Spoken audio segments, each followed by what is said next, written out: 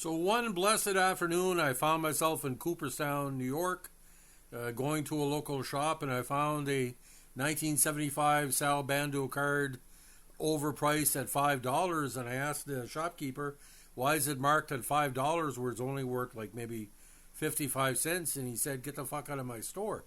So just like Sal Bando, I wanted value from baseball, and boys, Bando brought that.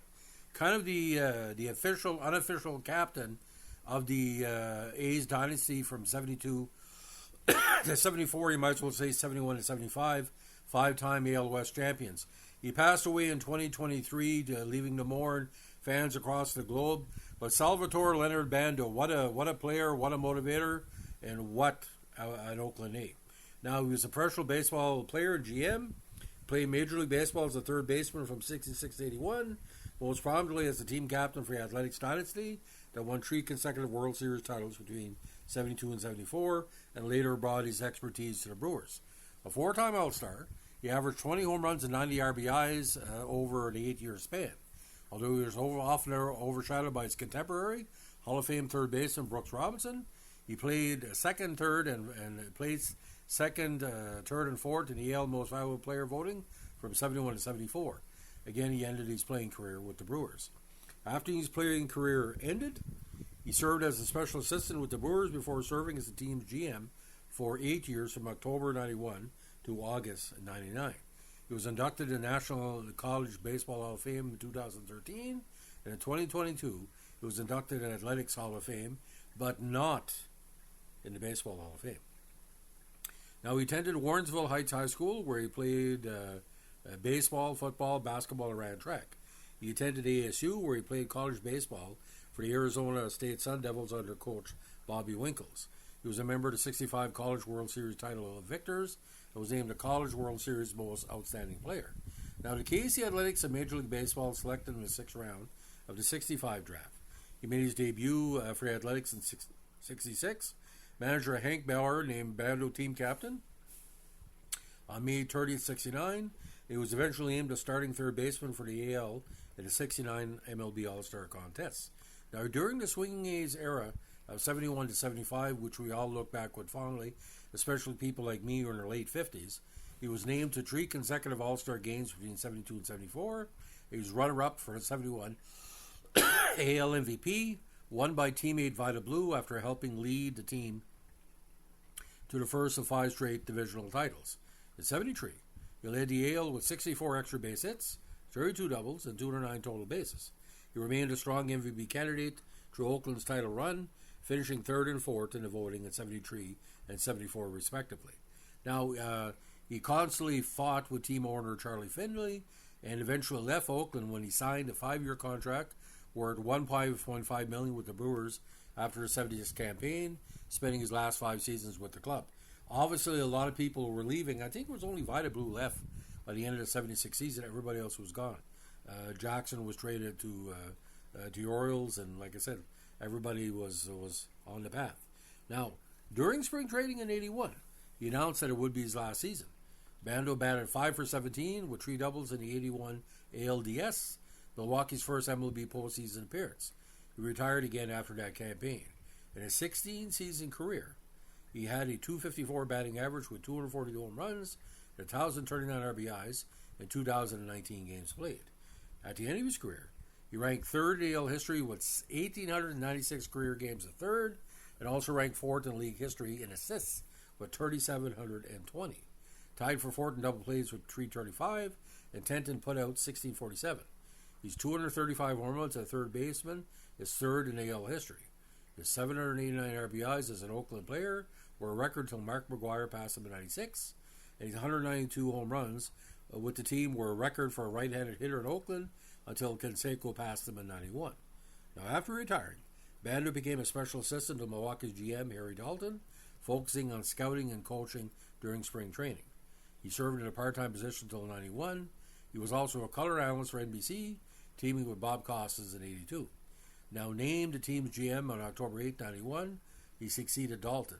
That month, he fired manager Tom Trepelhorn and hired former Pirate and Brewer Phil Garner, who was also a former teammate with Athletics, to succeed him. Garner had no managerial experience, Bando and Garner only had one winning team, the 92 Brewers. After the 92 season, the club did not negotiate with free agent Paul Molitor or offer him salary arbitration until close to the deadline. At the time, Bando said the team would view Molitor as a DH rather than a position player. Of course, history played out. Molitor had entered this offseason wanting to re-sign with the Brewers, signed with the Blue Jays, and he led them to the 93 World Series, with him being the MVP of the postseason set. Bando held his position as GM until August 12, 1999, resigning after Garner was fired. Bando was replaced by former Atlanta Braves assistant, GM Dean Taylor. Now, Bando once did a Phillies cameo in the 2006 episode of The Simpsons titled Regarding Margie. Now, Bando was also CEO of the Middleton Doll Company, a Columbus, Ohio enterprise with multiple other businesses associated with it. Both he and John McLaughlin established a firm, which was originally the Bando McLaughlin Capital Corporation in 1979.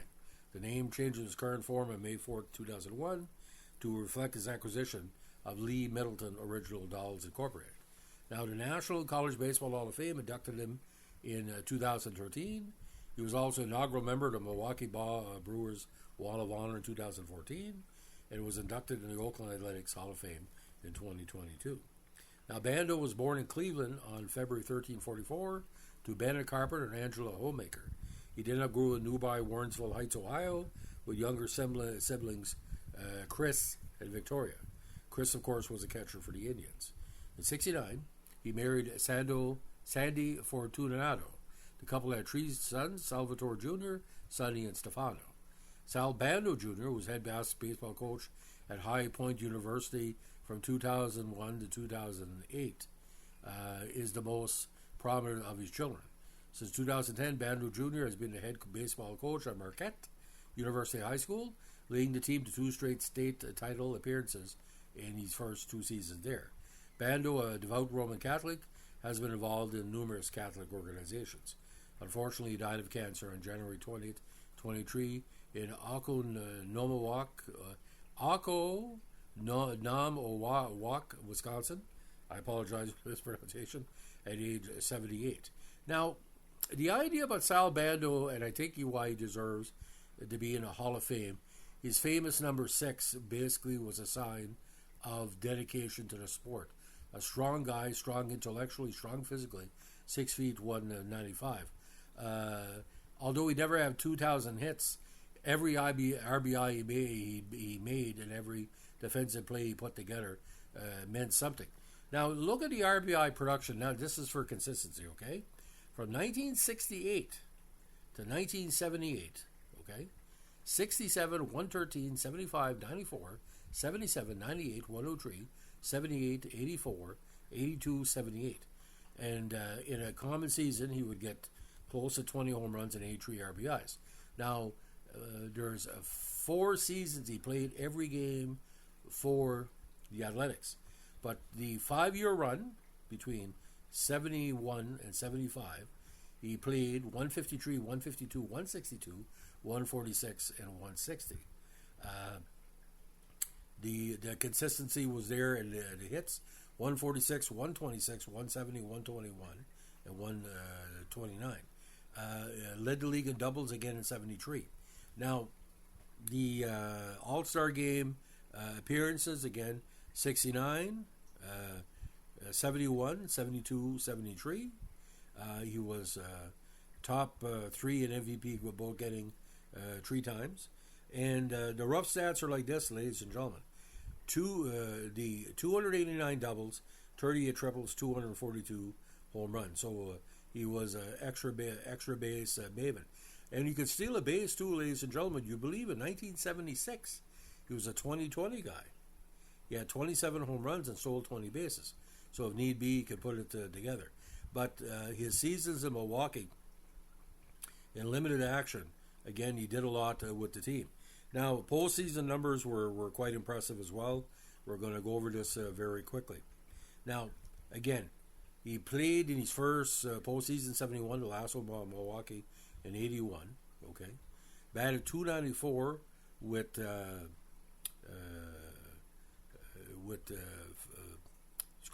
batted .245, 39 for 159 with 5 home runs, 13 RBIs, and a consistent, what do you call base on ball to strikeout ratio. I think for a lot of people, his best postseason, again, has to be 74.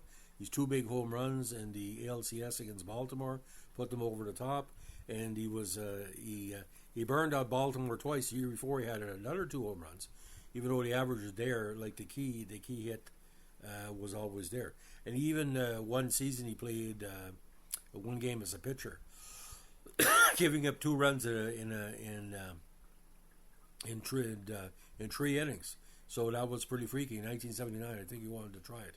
So, ladies and gentlemen, Sal Bando, Hall of Fame for sure. 6 divisional titles, 3 World Series. You can't stop that. And again, a top 6 third baseman in the modern era in the American League.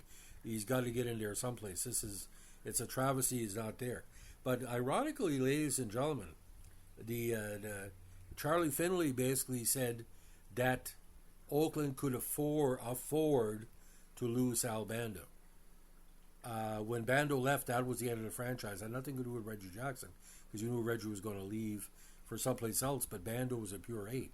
And if you're looking at a guy who could call Mr. Oakland or Mr. A's, Sal Bando was he's like Thurman Munson with the Yankees, Vladimir Guerrero with Toronto, of the current ones, Judge with the Yankees. He didn't have to lead by yelling, he led by being himself. And that's why it all worked together. And Sal Bando, to me, again, one of the greatest players not to be in the Hall of Fame. So that's the legacy of Sal Bando. If you like what you're doing here with our Oakland A's podcast, let us know with a like, comment, subscribe, or share.